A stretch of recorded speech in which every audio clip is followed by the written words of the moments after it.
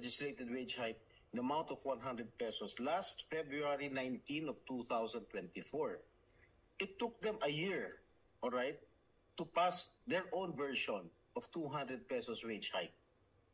At gusto nila mag-BICAM 2 days before adjourning CND. How can we do that?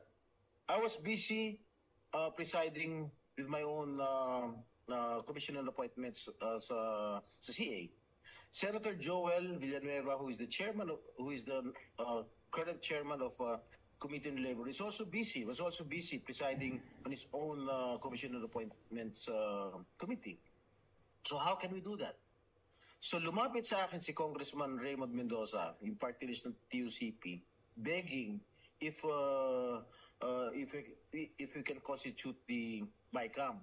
Sabi ko, ang sinabi ko kay Congressman Mendoza, you just adopt the Senate version para wala nang problema. Okay? Very clear yun. Tinext ko pa sa kanya. Ang sabi niya, bakit hindi nila mag-paper BICAM? Sabi ko, hindi ako papayag. I-adopt nyo na lang yung Senate version para mas madali. They had one more session, before one more day before adjourning CNDA. But they did not do anything about it.